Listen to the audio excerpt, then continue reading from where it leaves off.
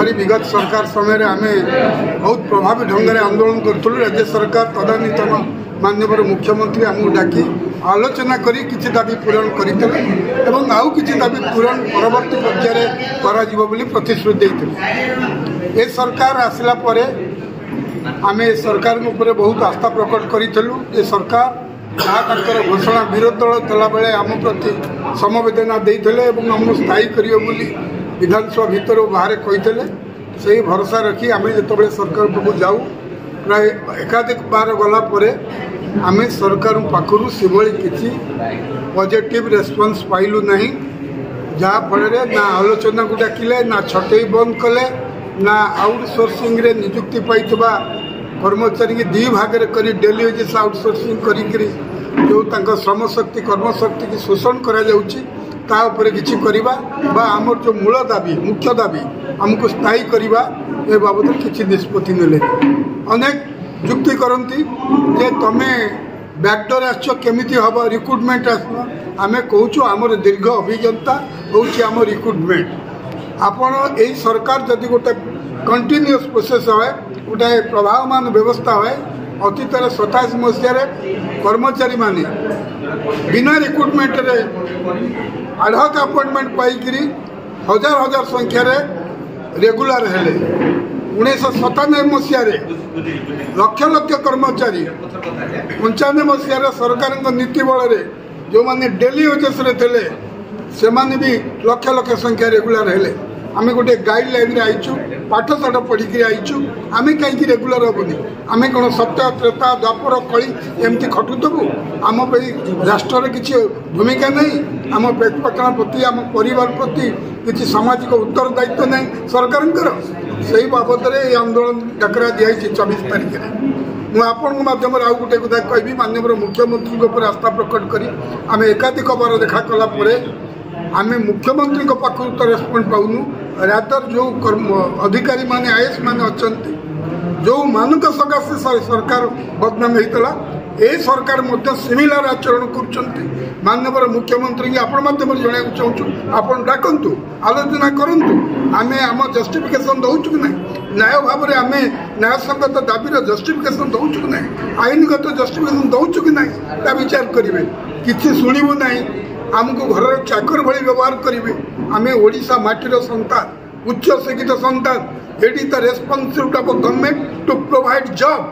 बचाई संविधानिक अधिकार आम अच्छे आम केमी बचबू यहाँ राष्ट्र दायित्व आमको मन इच्छा रख मन इच्छा बाहर करदेव इच्छा चली पार गणतंत्र तेणु बहुत आवेदन नवेदन व्यस्त है आम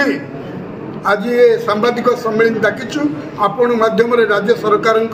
दृष्टि आकर्षण करुचु जदि आसंता 7-8 दिन भितर न करा जाए 24 तो गांधी मार्ग जना हजार हजार कर्मचारी द्वारा फाटी पड़ो ता पूर्व आसंता काली सबु जिले में जिलापाल मान मार्फत माननीय मुख्यमंत्री दाबीपत्र दिपर 17 तारीख रु 21 तारीख पर्यंत शौचालय ब्लॉक रु सचिवालय पर्यंत जेते वर्गर कर्मचारी आउटसोर्सिंग तृतीय पक्ष द्वारा नियुक्त काम करुँच समस्ते कला बैच परिधान करेंगे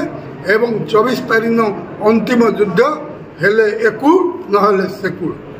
मानस रंजन दास ओडिशा सरकारी आउटसोर्सिंग कर्मचारी महासंघर साधारण संपादक। आपण देखु आज जो लोहा एकाडेमी में सांबादिक सम्मेलन रखा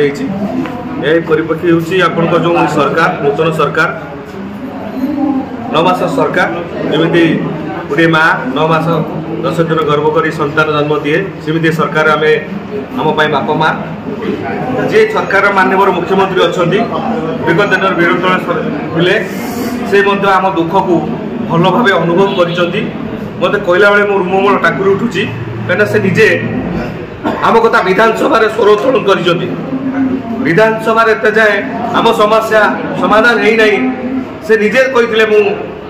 विधानसभा चले देवी धारणा बसबी आम दाबी सहित से सहमत एकमत किंतु आज से ओडिशा माननीय मुख्यमंत्री ताको धन्यवाद देवी जे निश्चित आम दुख असहायकता से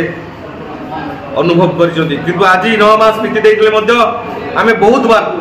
माननीय मुख्यमंत्री हिसाब से राज्य सरकार को दाबी पत्र आलोचना आवेदन निवेदन कर सारूँ किंतु कौन प्रकार आज पर्यंत सरकार आमको आलोचना को डाकी ना तथापि आम गणतंत्र व्यवस्था विश्वास रखीचु ये जो नूतन सरकार निश्चित लोक सरकार आम सरकार आमको न्याय प्रदान करेंगे। पट्टनायक सभापति ओडिशा सरकारी आउटसोर्सिंग कर्मचारी महासंघ कौन रही आज सांबादिक सम्मेलन डकाई कौन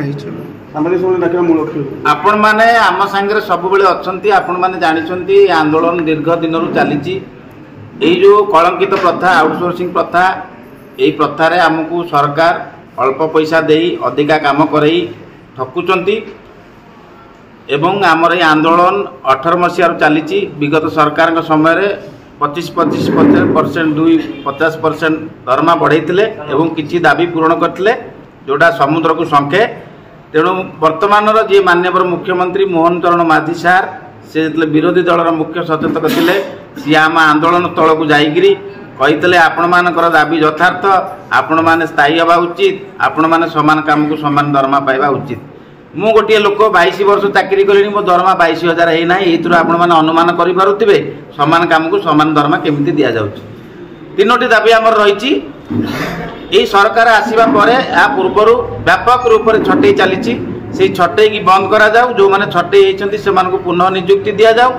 द्वितीय कथा है आउटसोर्सिंग कर्मचारी माने जो सुविधा सुजोग पाइबा कथा मासिकिया हिसाब से दुई भाग में विभक्त करी तृतीय पक्ष द्वारा दरमा दौरान जो मैंने तृतीय पक्ष द्वारा दरमा पाँच समान सुजोग पाइबा कथा डेली वेजेस आउटसोर्सिंग दुई भाग में विभक्त करी लुटुंट समान स्तर को न जाऊ एकक व्यवस्था करा जाऊ। तृतीय प्रमुख दाबी है आमको स्थायी करा जाऊ एवं स्थायी करने पर्यंत सरकार जी समय ने मसे 2 मास 6 मासे ता भितर समान को स्थायी करा जाऊ एवं जॉब सिक्योरिटी दि जाऊ एवं समान काम को समान दरमा दि जाऊ।